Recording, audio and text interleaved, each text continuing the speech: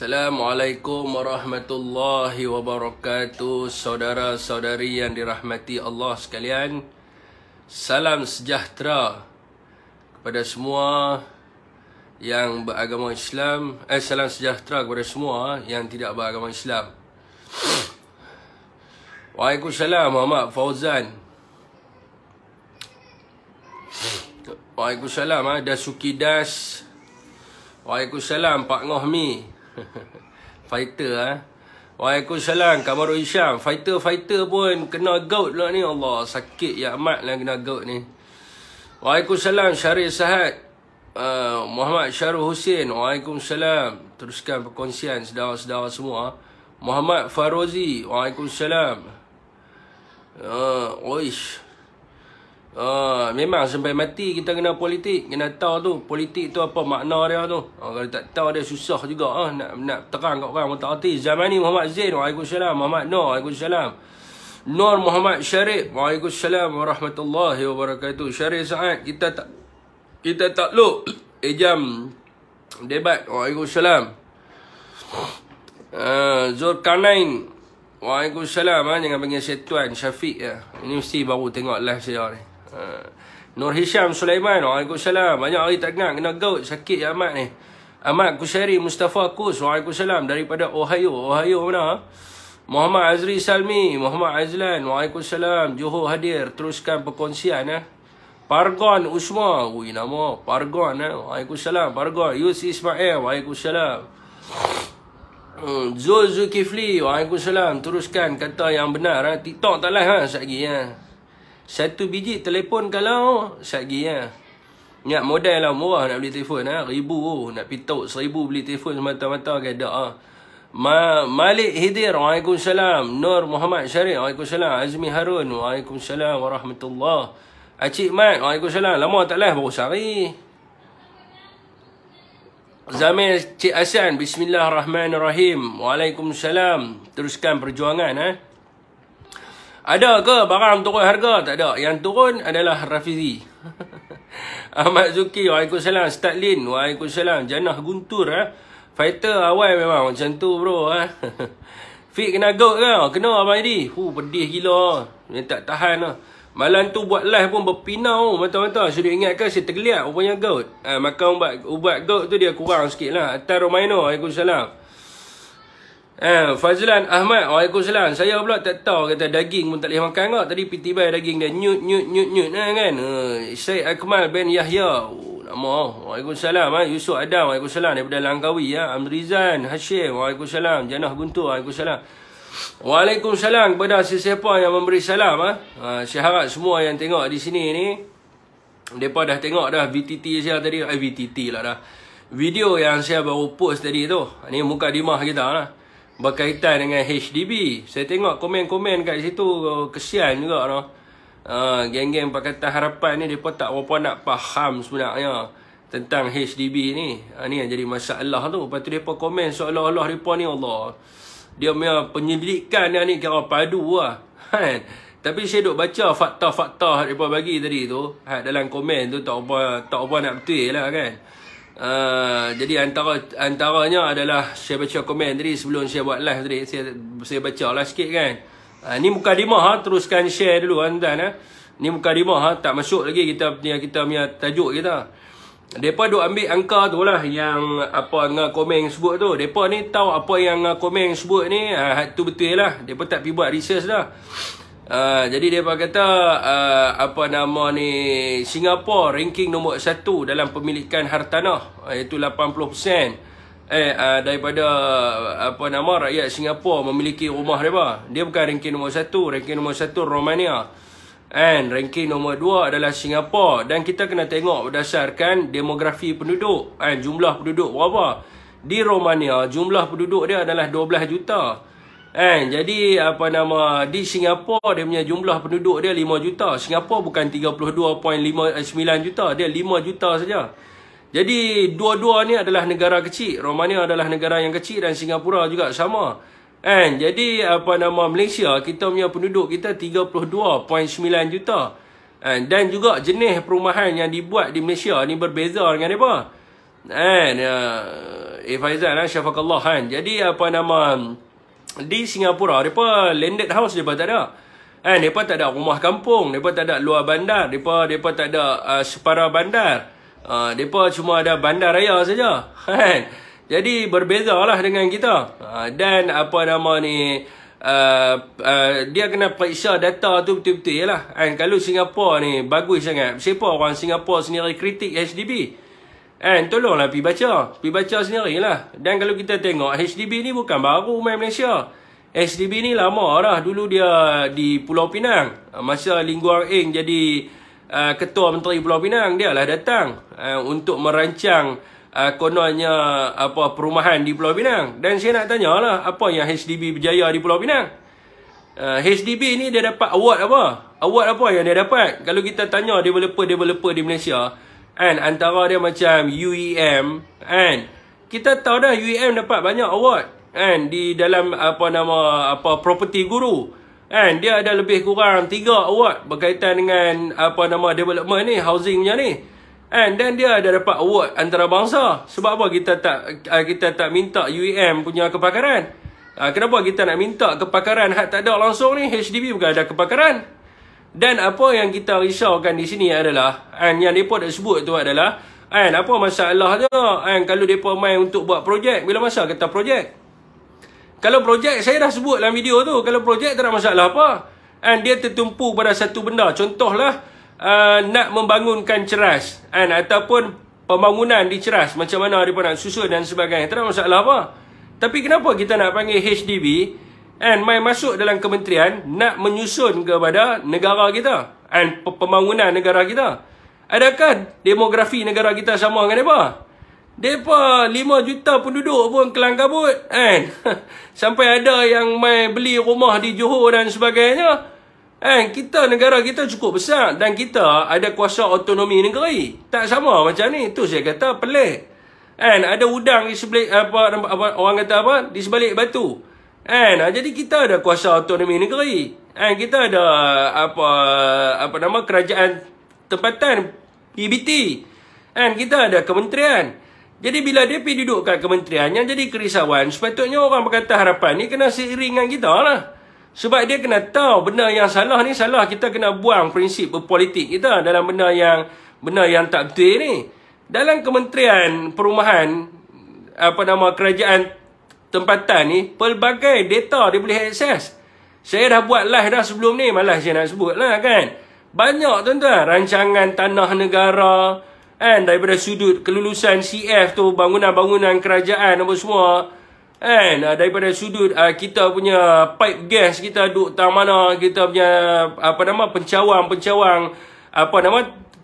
telekomunikasi kita tang mana, elektrik kita duk tang mana, semua dia boleh akses lah. Jadi sebab tu kita marah, kita tanya pasal apa nak pergi panggil dia. Awak di Malaysia ni, orang Malaysia ni bodoh ke? Tuan-tuan, kita ada Universiti Malaya, universiti yang terbaik di Asia. Dalam banyak-banyak universiti ni, Universiti Malaya adalah universiti yang menang award universiti terbaik di Asia. Asia ni, di Asia country ni, termasuklah Singapura. Kalau kata Singapura ni cerdik sangat, universiti dia pun siapa tak ada rank pun. Kita ada universiti rank kita. Dan Universiti Malaya ranking nombor 80 dalam dunia.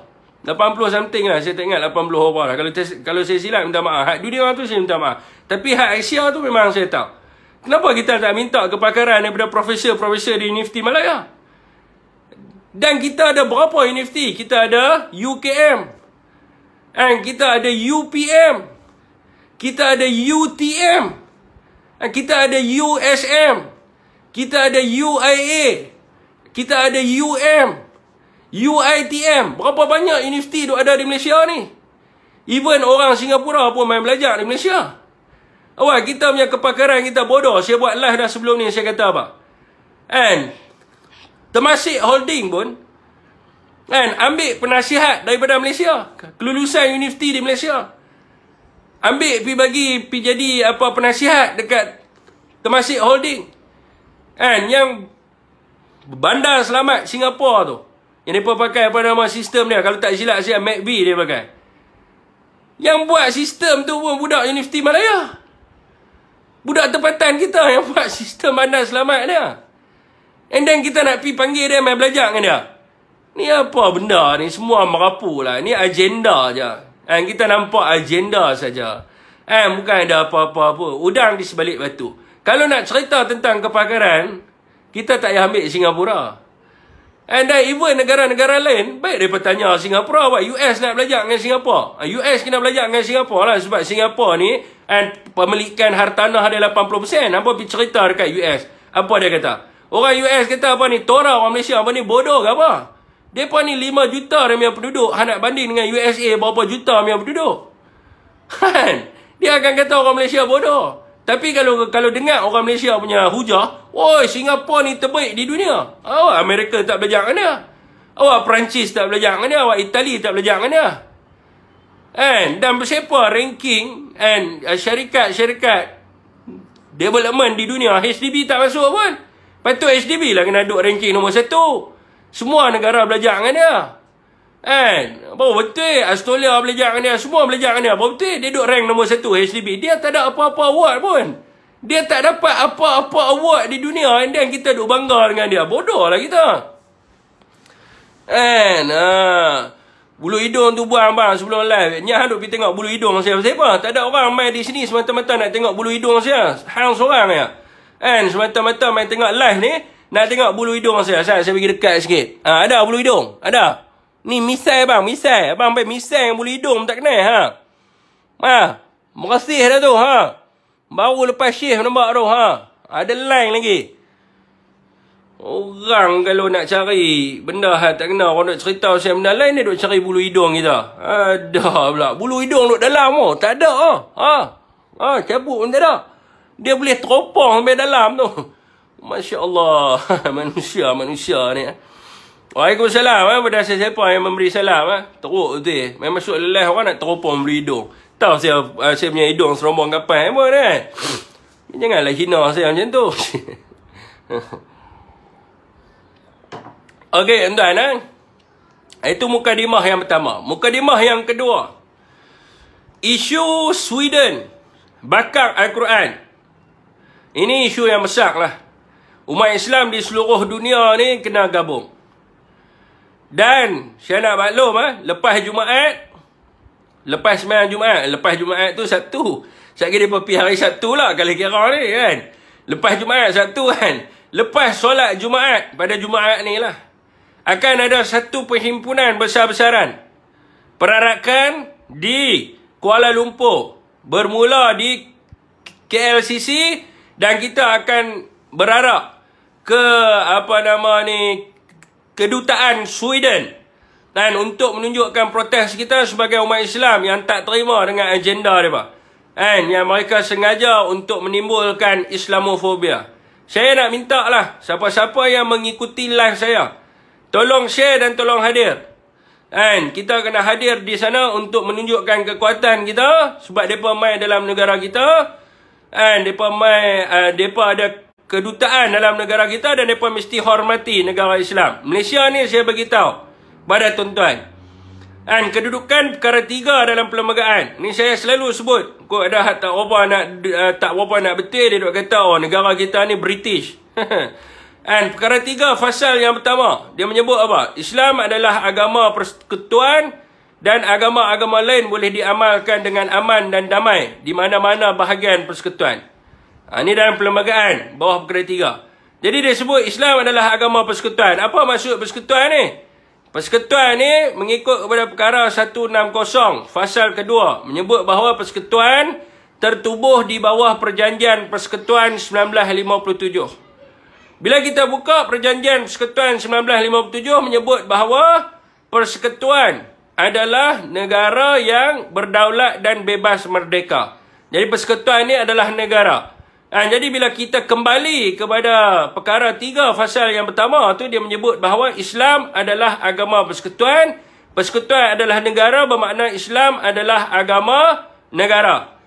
Jadi kita ni adalah negara Islam. Bila kita negara Islam, apabila berlakunya sesuatu benda yang menindas umat Islam ataupun suatu perkara yang menghina kepada agama Islam, maka kita kena bangkit.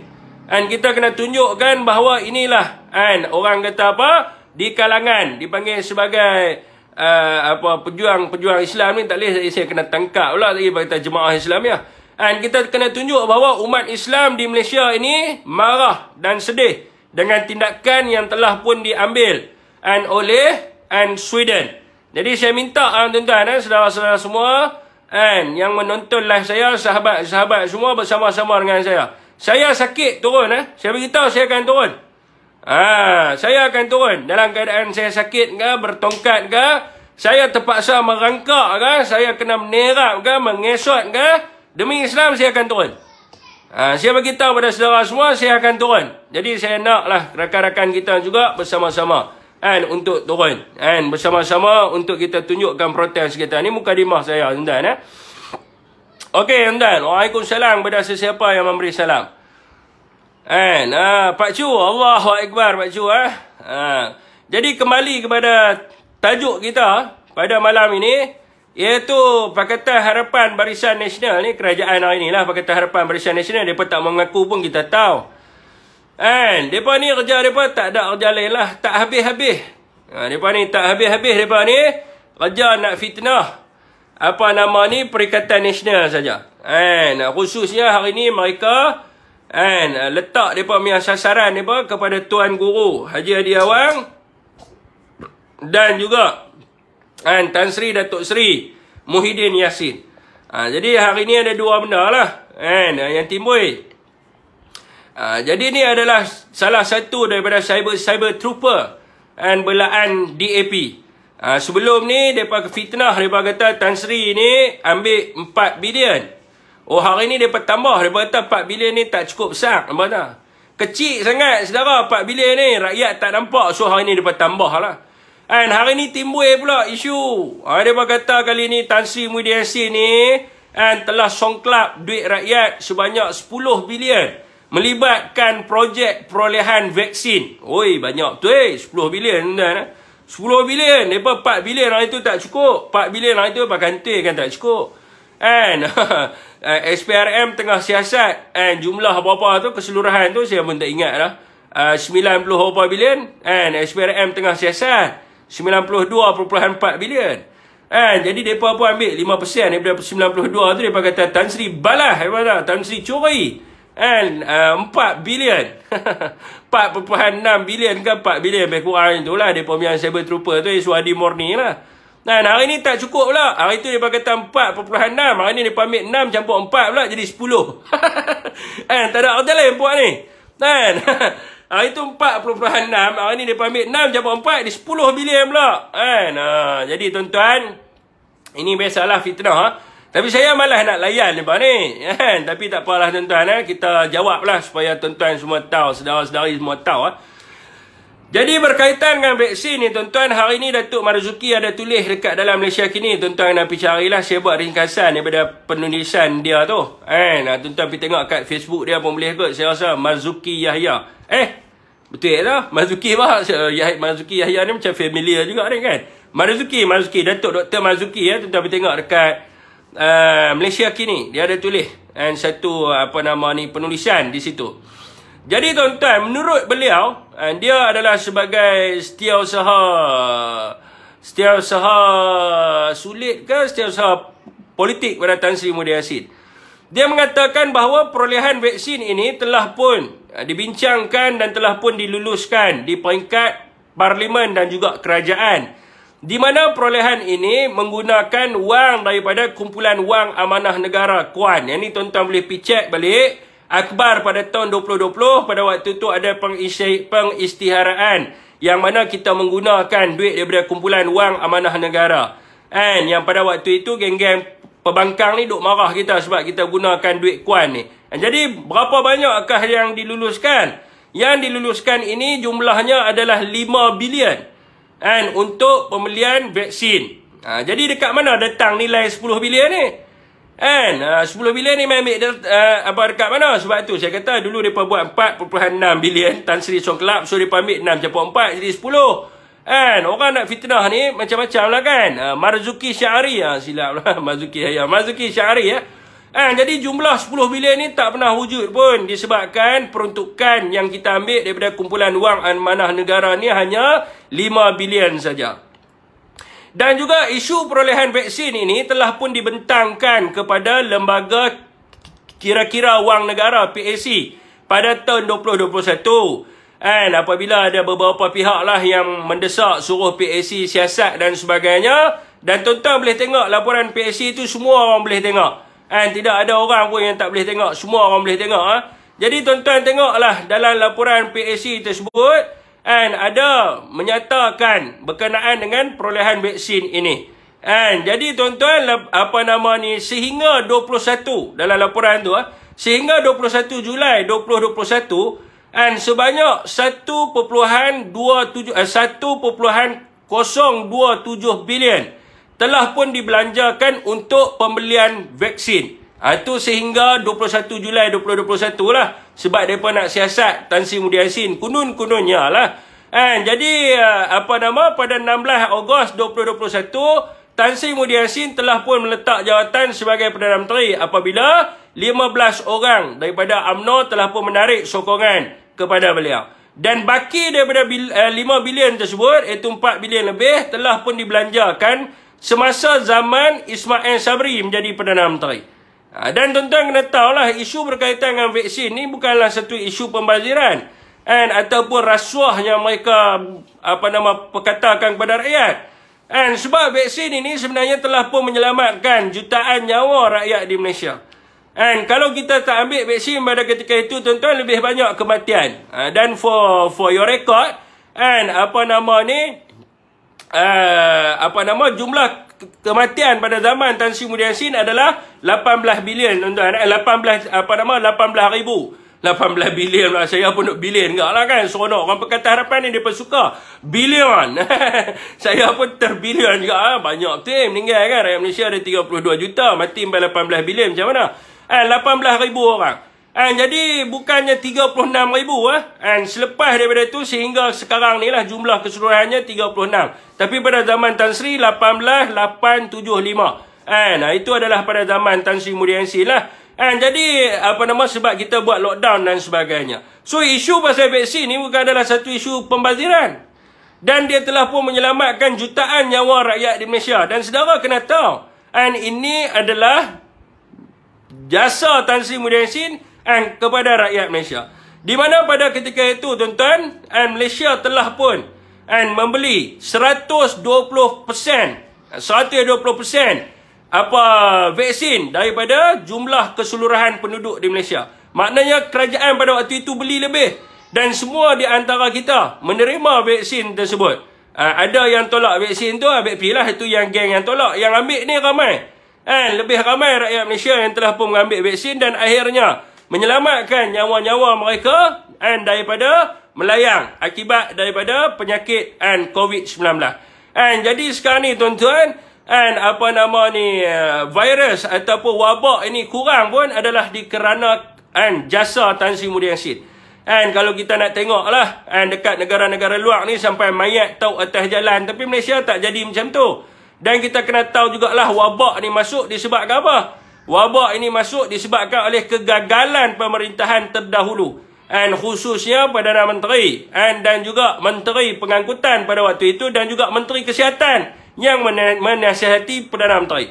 Menteri Kesihatan pada waktu itu adalah daripada Pakatan Harapan. Menteri Pengangkutan daripada Pakatan Harapan yang menasihati Perdana Menteri supaya tidak menutup sempadan negara. Sehingga boleh menyebabkan wabak itu masuk dalam negara kita. Dengan begitu dahsyatnya, dengan begitu hebatnya. Bukan hebatlah, begitu dahsyatnya. Sehingga menyebabkan kematian, berapa ramai yang sakit dan sebagainya. Jadi nasib baiklah Tan Sri jadi Perdana Menteri. Kalau Tan Sri tak jadi Perdana Menteri, kerajaan itu masih diteruskan, saya rasa lebih banyak lagi orang yang akan meninggal dunia. Okey, tuan-tuan.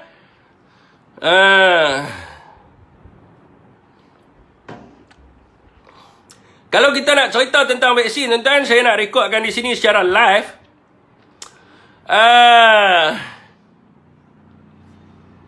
Apa dia ni duk tulis ni? Dia duk promote penulisannya. Memang Bazir pergi bekas PM sangat sayang kan rakyat. Tak tahu logik wabak penyakit apa boleh buat. Dia nak promote, pergi buat live ni hari ya. Pergi buat live ni hari, lepas tu tulis. Tak ada siapa nak hirau dan sebagainya.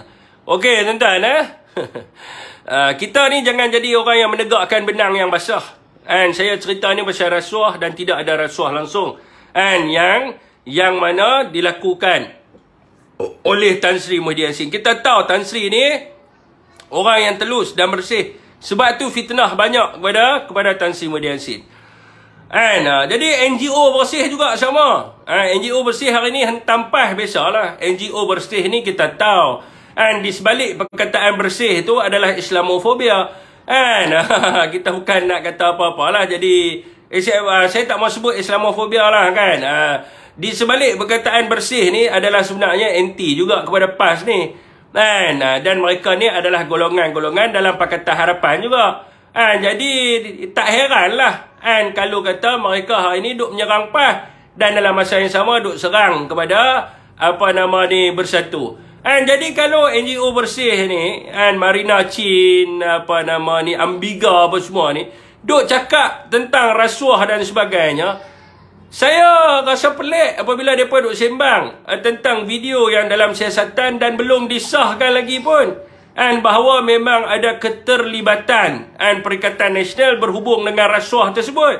Saya nak tanyalah, kalau orang Pakatan Harapan ni duk sibuk pasal rasuah dan sebagainya, saya nak buka kepada saudara semua, saya nak buka kepada rakyat di Malaysia ni untuk memandang perkara yang lebih serius. Dulu mereka memperjuangkan agenda membantah rasuah. Antara benda yang mereka timbulkan adalah kes rasuah yang melibatkan UKSB, iaitu penerimaan wang sebanyak 600,000 Singapore dollar ke dalam kepada Zahid Hamidi, ataupun jumlah rasuah sebanyak 2 bilion 1 tahun yang melibatkan kes rasuah Ultra Kirana Sendirian Berhad ataupun dipanggil sebagai UKSB. Dan mereka juga memperjuangkan kes berkaitan dengan penyelewengan duit daripada Yayasan Akal Budi yang melibatkan ratusan juta ringgit yang sepatutnya disalurkan bagi tujuan pembinaan masjid surau dan juga untuk membantu ibu tunggal dan juga anak yatim. Dan juga mereka memperjuangkan berkaitan dengan pembinaan LCS pembinaan kapal tentera laut LCS. Nama sebenarnya saya tak tahu. Literal apa benda literal combatant ship kot kalau tak silap saya. LCS. Jumlah keseluruhannya adalah 9 bilion ringgit. Dan sepatutnya telah pun siap 2-3 biji. Sekarang ni tak siap-siap lagi. Dikatakan dalam laporan PAC sebelum ni ada penyelewengan. Dan SPRM telah pun mencadangkan 9 nama untuk dibawa kepada pendakwaan. Pada 11 Oktober 2022, SPRM mengatakan kertas siasatan telah lengkap. Antara nama-nama yang terlibat itu adalah Zahid Hamidi. Ini kes yang saya sebut ni. Adalah kes Zahid Hamidi. Lepas tu Najib Razak, kes YMDB menyebabkan negara terpaksa menanggung beban hutang sebanyak 38.8 bilion setiap tahun. Begitu jugalah dengan kes SRC International yang melibatkan dana daripada kumpulan wang amanah pencen sebanyak 4 bilion ringgit. Hari ni kalau kita tengok Pakatan Harapan bagi Najib buat dia panggil apa? Judicial review. Nak keluarkan Najib. Buat petition untuk pengampunan. Luqman Adam hantar memorandum dekat Anwar Ibrahim dan sebagainya. Lepas tu kes Rosmah Mansur. Kes Rosmah Mansur ni melibatkan projek solar hybrid sebanyak 1.25 bilion ringgit wang rakyat, yang mana dikatakan Rosmah menerima 10% daripada jumlah tersebut. Lepas tu kes rasuah Lim Guang Eng, kes Terawang yang melibatkan projek 6 bilion ringgit, tuan-tuan. Jumlah keseluruhan kes-kes yang sedang dibicarakan di mahkamah sekarang ini berjumlah RM61 bilion ringgit wang rakyat. Tetapi tidak ada seorang pun daripada Pakatan Harapan hari ini yang sebut tentang benda ni semua. Mereka melupakan. Apabila mereka bercium mulut muah, maka hilang semua perjuangan. Dan mereka tidak lagi fokus kepada isu rasuah yang sebenar. Tidak ada seorang pun di kalangan pimpinan Pakatan Harapan yang menyebut tentang jumlah rasuah yang melibatkan RM61 bilion ringgit wang rakyat. Tidak ada siapa yang sebut. Yang mereka duk sebut tentang video RM300. Dan video RM300 tu yang tidak dapat dibuktikan betul ataupun tak betul. Inilah yang mereka duk sibuk. Jadi rakyat melihat bahawa ini hanyalah sekadar propaganda semata-mata untuk menuntut kebobrokan kerajaan hari ini. Sebab rakyat tahu kerajaan yang ada hari ini adalah kerajaan yang terbina di antara golongan-golongan OYDS, iaitu orang yang disyaki. Kerajaan yang ada hari ini adalah kerajaan yang dibina di kalangan mereka-mereka yang rasuah dan juga salah guna kuasa. Jadi untuk mereka nak samakan, ni muah bukan, nak samakan. Dan kononnya Perikatan Nasional ni juga terlibat dengan rasuah, maka ciptalah beberapa persepsi. Sebelum ni wang judi 600 juta, 4.6 bilion, sekarang ni pula 10 bilion. Dan sedekah dan sebagainya, mencipta persepsi.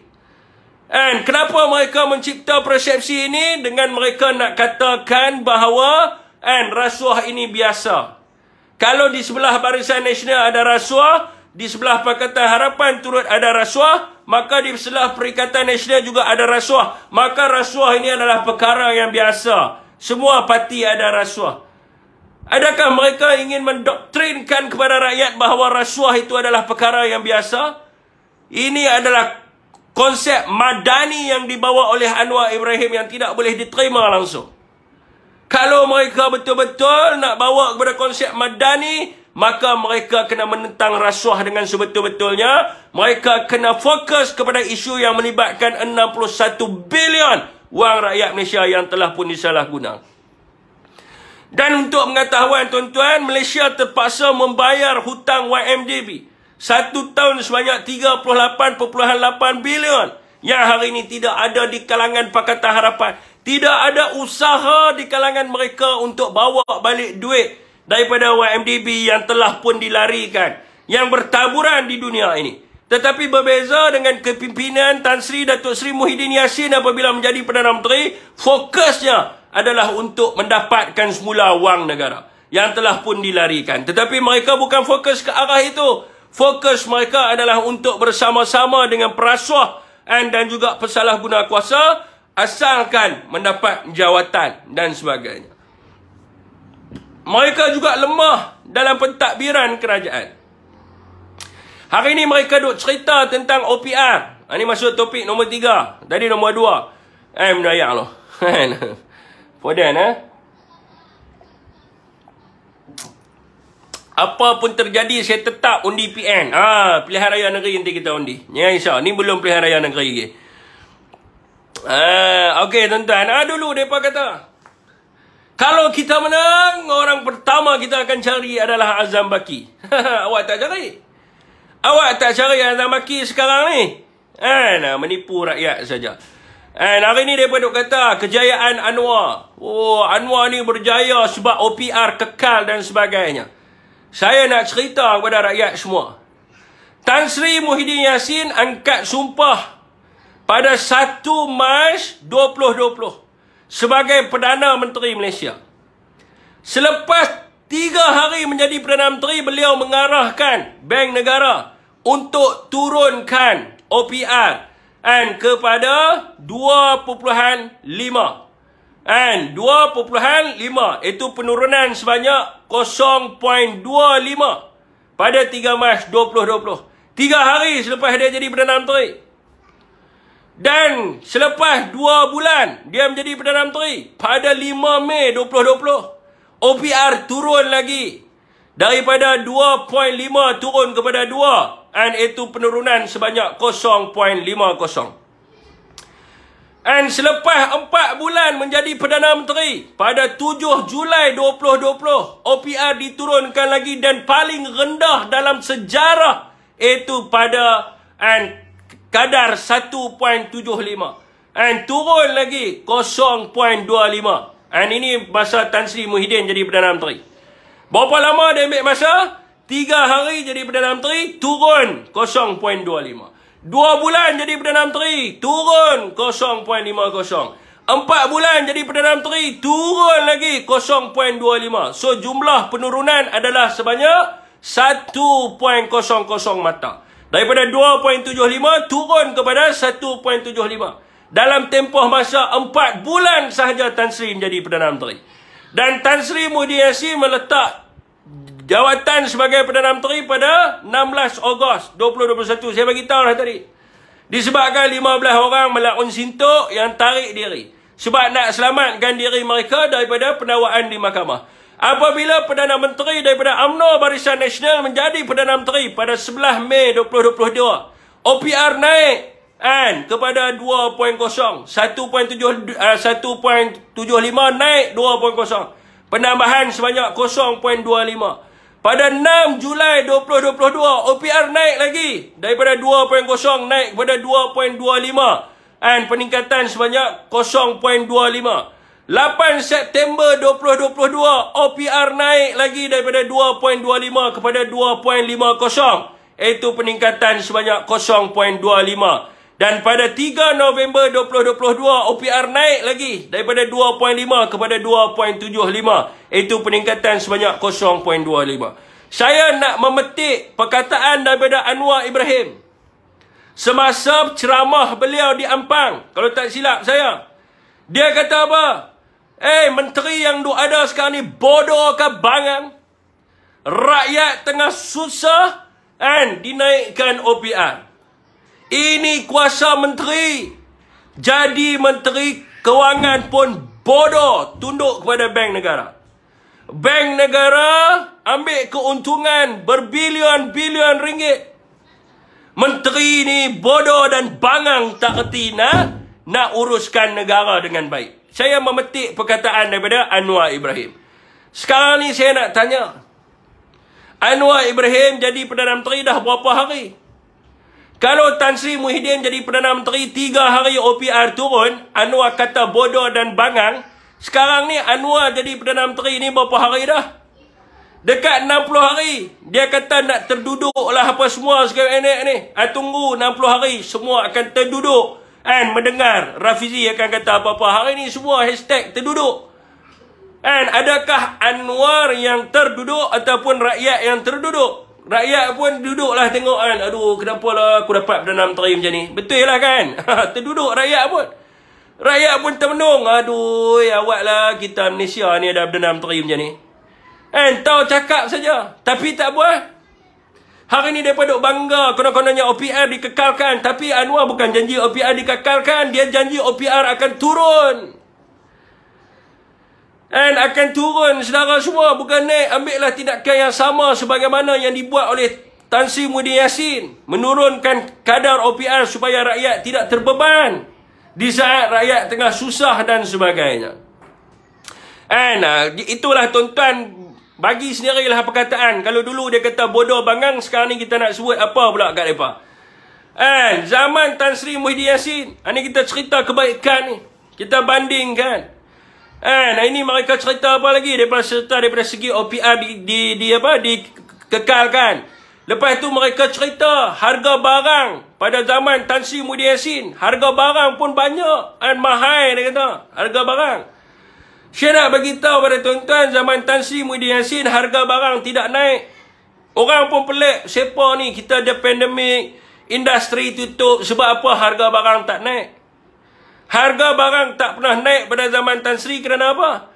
Pada 1 April 2020, selepas 1 bulan, dia menjadi Perdana Menteri, Tan Sri mengumumkan diskaun elektrik 2% dekat sektor industri, pertanian dan juga komersial. Koko banyak sangat. Jadi 2%. Tan Sri umumkan diskaun. Sebab itulah harga tak meningkat. Dan untuk mengekalkan rakyat supaya ada kuasa membeli, Tan Sri bagi diskaun elektrik 50%. Dekat seluruh isi rumah di Malaysia. Semua dapat diskaun 50% elektrik. Dengan peruntukan sebanyak 530 juta ringgit. And supaya supaya industri tak mengingkatkan harga produk mereka dan juga rakyat juga tak terbeban dengan kenaikan tarif elektrik. Anwar jadi Perdana Menteri sebulan apa dia buat? Tak sampai sebulan. Dia menaikkan tarif elektrik. And dia naikkan tarif elektrik medium voltage and high voltage and MNC. And multinational ni dia naikkan sebanyak 44%. Bukan saya kata. Bukan saya kata. Yang kata ni adalah FMM, Persatuan Pengilang Malaysia, mengkritik Perdana Menteri hari ini sebab menaikkan tarif elektrik sebanyak 44%. Inilah yang menyebabkan kepada harga barang naik. Hari ini produk Nestle naik. Kan? Harga Milo RM18 naik pada RM22. Maggi RM4 naik RM5. Maggi big size tu apa? Maggi big tu. RM5 naik sekarang ni sampai RM6. Ada yang jual RM7 pun ada. And sos, kicap, semua naik harga. Disebabkan apa? Sebab jadi Perdana Menteri 30 hari naikkan tarif elektrik. Jadi tuan-tuan, itu saya sebut tentang produk Nestle. Dan saudara semua boleh pergi cek sendirilah. Berkaitan dengan produk Nestle, tuan-tuan.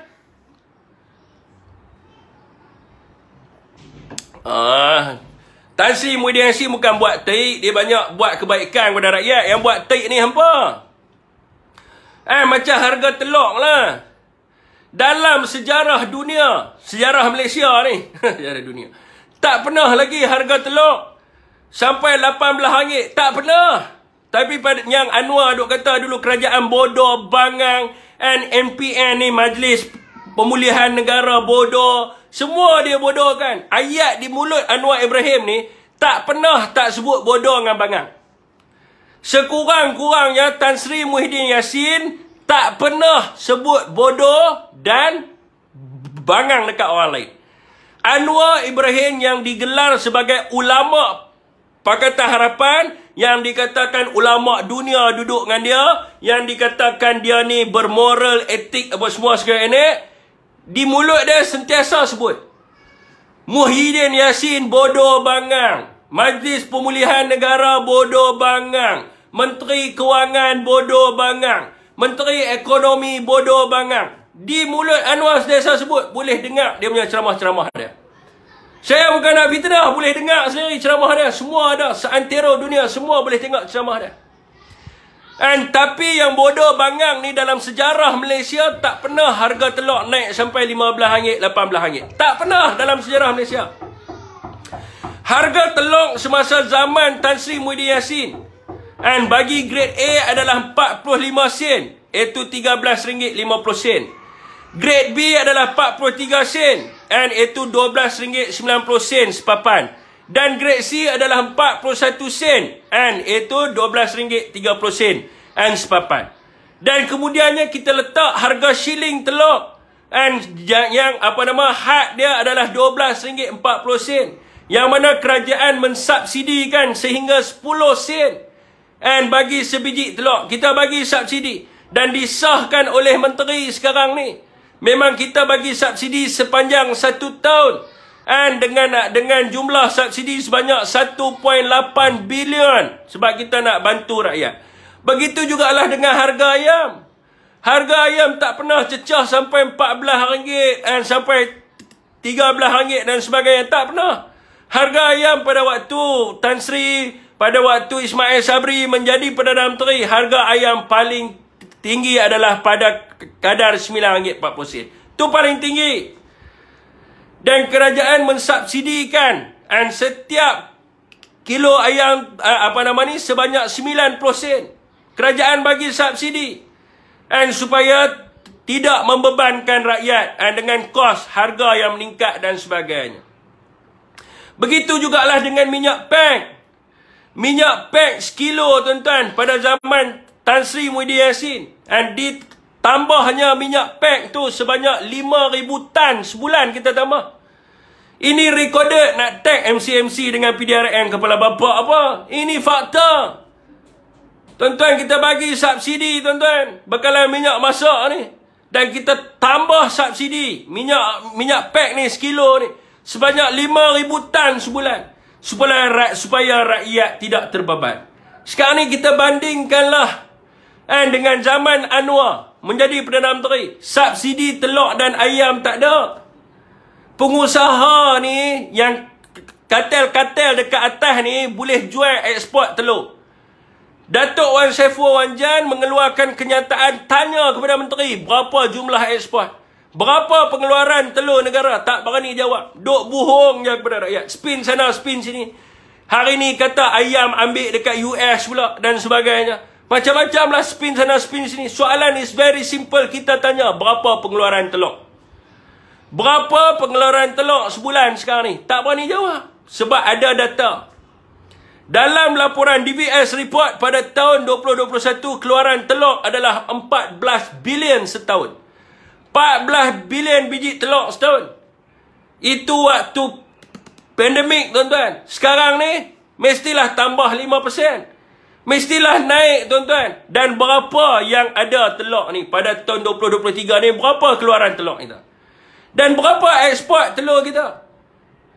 Pada zaman Tan Sri, setahun kita ekspor 4 bilion saja. Sebab kita nak memenuhi permintaan dalam negara kita. And pada zaman mereka ni, berapa bilion ekspor ni kita nak tahu. And subsidi berapa? Adakah subsidi masih teruskan lagi? Ataupun tak? Ini duk cerita ambil telur dekat India. Telur tak ada, telur harga mahal, ayam mahal zaman Anwar jadi Perdana Menteri. Bekalan minyak pek tak ada. Peniaga-peniaga kecil sederhana nak kena beli minyak RM30. Mau mereka tak jual harga barang mahal. Minyak kilo dengan minyak pek RM15, tuan-tuan, 5 kilo. Minyak botol RM30, 5 kilo. Ada peningkatan RM15 daripada modal dia. So, tuan-tuan, mestilah dia naikkan harga makanan dia. Minyak pek tak ada, kena beli minyak botol. Minyak botol nak beli berapa botol pula? Kalau restoran besar, tak apa, yang berniaga kecil-kecil ni macam mana? Mati berniaga kecil-kecil, tuan-tuan. Lepas tu, tuan-tuan, apa lagi? Segala-galanya lah mahal. So, nak cerita apa? Tak payah fitnah orang pasal rasuah apa semua. Pentadbiran negara fail. Integriti tak ada. Kebertanggungjawaban, responsibility tak ada. Amanah tak ada. Accountability tak ada. Kerajaan hari ni apa kerajaan? Kalau dulu Anwar panggil kerajaan dulu bodoh dan bangang, hari ni kita nak panggil apa dekat kerajaan Anwar? Kita nak panggil apa kat kerajaan, kerajaan Anwar Ibrahim sekarang ni? Oh, kalau ayam tak ada, tak payah makan ayam. OPR naik, jangan tanya saya. You tanyalah dengan bank negara. Ini bukan kuasa saya, tanya bank negara. Sebab itu apa pula? Kalau kedai barang mahal kat kedai, jangan pergi makan kat kedai. Tutup habis kedai-kedai ni. Tugas menteri ni, jaga kementerian tu baik-baik, jaga rakyat. Tapi duk bagi jawapan mudah macam Ahmad Maslan ni, tak gunalah. Tak lemah bayar cukai, pergi duk di bulan. Gagal kerajaan hari ni, tuan-tuan. 60 hari memerintah rakyat Allah. Seksa gila babi dengan kerajaan hari ni. Ini belum lagi kita cerita lagi 5 bulan daripada perintah, lagi 8 bulan daripada perintah, lagi lama daripada perintah, lagi mampu rakyat.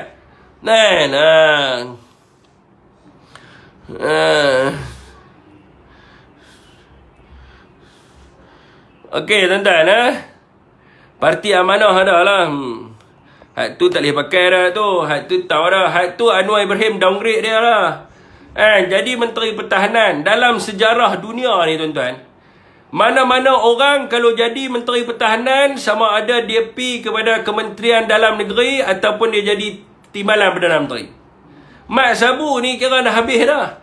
Dia duduk Menteri Pertahanan gagal. Anwar tak bagi, tak boleh lah nak bagi kat dia Menteri Pertahanan. Hantar dia Menteri apa? Menteri Jaga Makanan. Menteri Jaga Makanan pun duduk tempat nombor last sekali. Tak boleh nak urus. Lepas ni kita nak letak Mat Sabu, tahu tak, Menteri ni budaya. Mat Sabu ni kena letak kat Menteri Kementerian Wanita dan Masyarakat ya.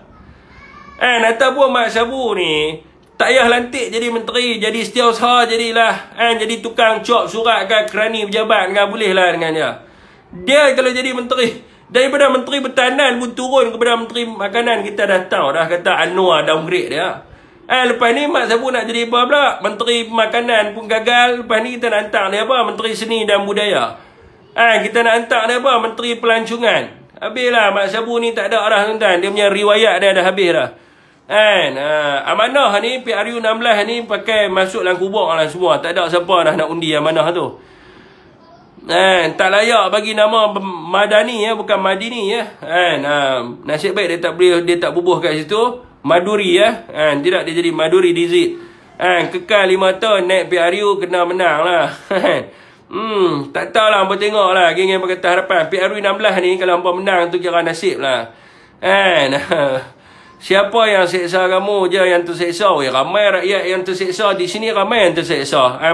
Berbanding dengan Man Engeh. Man Engeh ni tak apa. Gaji turun pun tak apa. Janji Anwar jadi Perdana Menteri. Harga barang mahal pun tak apa. Janji Anwar jadi Perdana Menteri. Sebab mereka ni bukan perjuang rakyat. Mereka ada nilai ketaksuban kepada Anwar Ibrahim. Itu saja. Mak jadi Menteri Zoo lah. Elok lah. Mak jadi Menteri Zoo pun tak boleh. Kalau dia jadi Menteri Zoo habis mati menentang dalam zoo tu. Sebab apa? Duk tunggu dia nak buat keputusan. Panda Najib tak makan. Rimau tak makan. Semua tak makan. Bahkan mati habis menentang dalam zoo tu. Rakyat pun tak makan. Rakyat pun dia boleh bagi alasan apa? Isu ayam dengan telur ni kita belum tahu lagi berapa lama dia akan selesai. Dan ni isu dia bukan pasal berapa lama. Dia kira bila dia nak turun, dia turun lah. Waktu dan tarikh tu kita bukan boleh bagi tahu. Dia nak turun, dia turun lah. Jadi kalau dia jaga zoo, orang pergi cakap dia menteri ni menentang tak makan apa semua ni, dia bukan kira makan. Dia kira apa yang ada dalam tu dia boleh kenyang, dia bagi kena kenyangkan diri dia. Sebab dia bukan kira waktu. Jadi waktu dan ketika ada peruntukan untuk kita bagi makanan kat menentang dalam zoo ni, maka dia akan makan. Bila waktu tu belum sampai, jadi dia tak makan. Lah kali mati semua menentang hak duk ada dalam zoo tu. Tuan-tuan mendengar lah tadi jawapan dia bagi macam mana. Walana bukan faham kenyataan yang dikeluarkan. Saya bila MB Kedah sebut Wan Muncai tu, saya macam terkejut. MB tahu juga tentang Wan Muncai ni. Ingat kan dia tak tahu dia sebut Wan Muncai Walanon kan. 22 bulan pergi hancing. Dulu kini mai lagi. Anak muda sokong PN sampai 1K lebih view. Terima kasih Darabi Ahmad yang telah menaikkan view saya. Raja Rimba. Betul ya. Raja Rimba pun kata betul. Dia duduk di Rimba, dia tahu lah. Kalau Mak Sabu jagalah zoo, mampu habis menentang dalam zoo tu. Masuk benih bagi Mak Sabu telur. Tengoklah ayam telur kurang, ayam tak mau bersetubuh. Jadi jawapan-jawapan yang macam anak kita umur 5 tahun boleh bagi jawapan macam tu kan, bagi alasan. Ringgit naik, Anwar hebat, bukan main taksub Anwar. Saya tak kata dia peliwat. Dan ringgit naik ni tidak ada kena-mengena dengan Anwar jadi Perdana Menteri. Nilai mata wang ni tak ada kena-mengena dengan Anwar jadi Perdana Menteri. Jadi dia tengoklah apa yang dia buat untuk mengukuhkan nilai ringgit. Jadi ini adalah aliran yang normal. Apabila kemuncak pada tahun baru Cina dan sebagainya, jadi result antarabangsa US pun diturunkan. Jadi itu adalah benda yang biasa. Sebab Anwar bukan jadi presiden di Amerika, yang mengarahkan presiden Amerika untuk menurunkan result antarabangsa di Amerika yang menyebabkan ringgit boleh kukuh sekarang ni. Jadi dia adalah Perdana Menteri Malaysia dan dia tak buat apa-apa, dan benda tu ikut kepada flow yang biasanya. Jadi adakah Anwar buat magic? Dia buat magic. Jadi orang Pakatan Harapan pun tengok ringgit naik kan. Esok bila ringgit turun, apa alasan mereka nak bagi? Mereka pun diam. Bila ringgit naik, claim Anwar lah kan.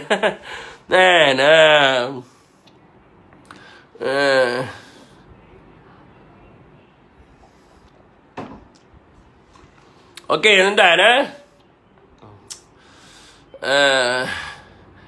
22 bulan PH hancing itu biasalah. Kalau tak kencing bukan Pakatan Harapan lah.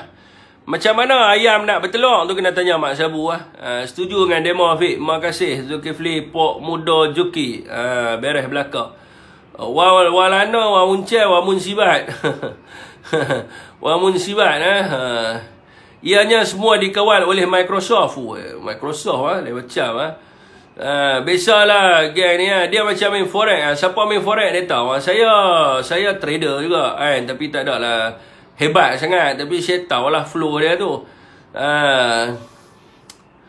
USD 4.2, kalau USD 3 point tak dapat dah 3.0. Memang takkan dapat dah. Dulu kita USD 2.6 gagal Barnon juga, naik jadi USD 4.4. 3.4 kan. Jadi nak pi sampai 3 tu kedak lah kan. Susah lah dia nak pi tu kan.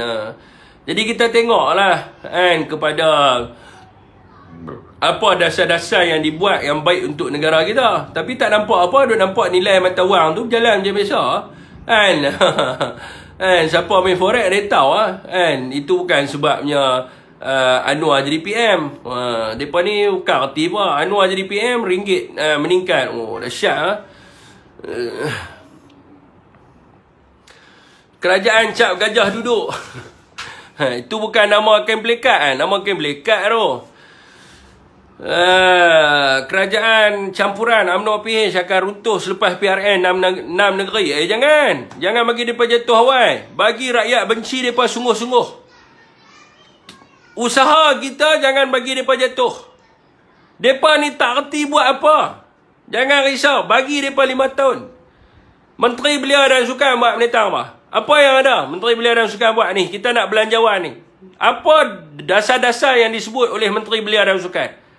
Bagaimana dia nak memajukan sukan negara kita? Macam mana ni program-program belia apa semua ni? Apa benda yang dia duk sembang? Tak ada.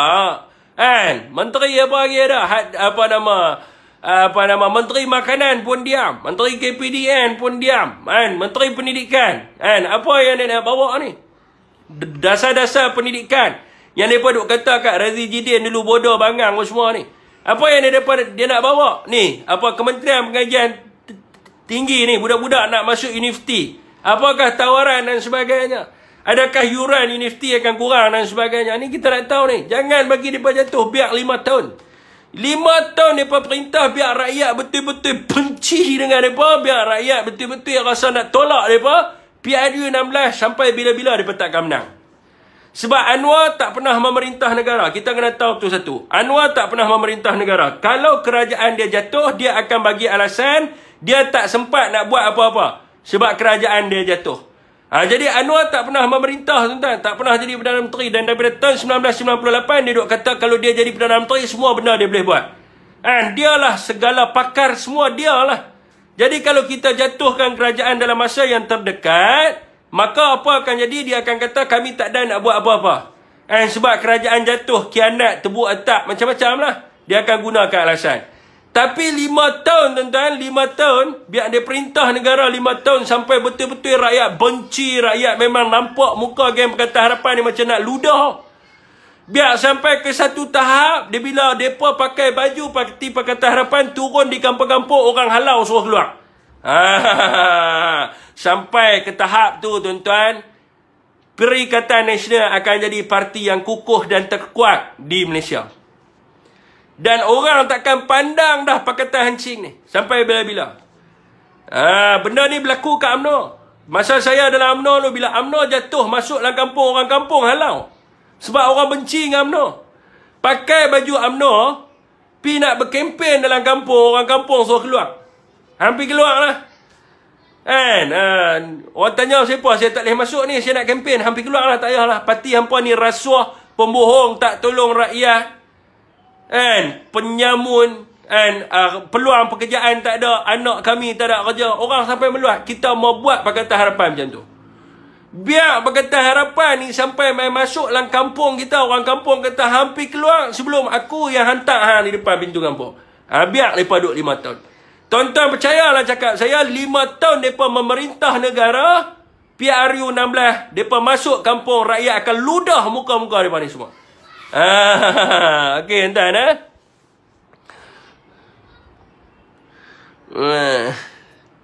5 tahun tak ada masalah apa kan? Tak ada masalah apa. Lah ni pun mereka nak masuk kampung, orang tak mau. Lah ni orang Pakatan Harapan pakai baju turun masuk kampung, orang ludah muka. Peniaga-peniaga ni semua pakai duk marah dengan mereka. Bila Rafizi buat keluar kenyataan kalau barang kat kedai menega mahal tak elok pergi makan, lah ni suruh Rafizi pergi makan di kedai. Apa orang nak buat? Silap air bulan, dia order sup, orang ludah sup tu bagi kat dia.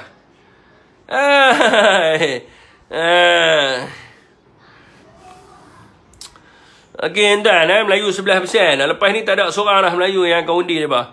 Biarkan dia terus betul Abang Zulkarnain naik. Biarkan 5 tahun. Tak apa, dia macam ni, tuan. Sabar ni separuh daripada iman, dan kesabaran inilah yang membawa kita kepada kejayaan. Saya percaya benda tu. Sebab saya belajar 2 kali. 2 kali saya belajar, dan sekali tu saya dapat poin yang terbaik di Universiti Malaya. Jadi saya tahu, dalam sesuatu perkara yang kita nak buat ni, kita kena ada banyak sifat bersabar, dan kita kena yakin bahawa dengan kesabaran, kesungguhan kita itu, Allah Subhanahu Wa Taala akan bagi kita kepada kejayaan. Sebab tidak akan ada kejayaan yang datang bergolek. Dia takkan datang. Dia takkan main. Dan kejayaan yang datang bergolek ni selalunya tidak akan berkekalan. Okey, tuan. 5 tahun rakyat mati habis lah kalau duk bagi lagi kat mereka. Tak apa. Tak apa, 5 tahun tak apa, tuan-tuan. Okey, tuan-tuan. Okey, tuan-tuan, saya rasa setakat tu saja. Kalau saya ada salah dan silap, saya minta maaf. Yang terbaik tu datang daripada Allah SWT. Yang buruk tu datang daripada diri saya sendiri. Cukuplah setakat malam ni. Esok pun hari untuk kita bekerja, dan ada anak-anak pergi sekolah dan sebagainya. Wabillahi taufiq wa hidayah. Wassalamualaikum warahmatullahi wabarakatuh.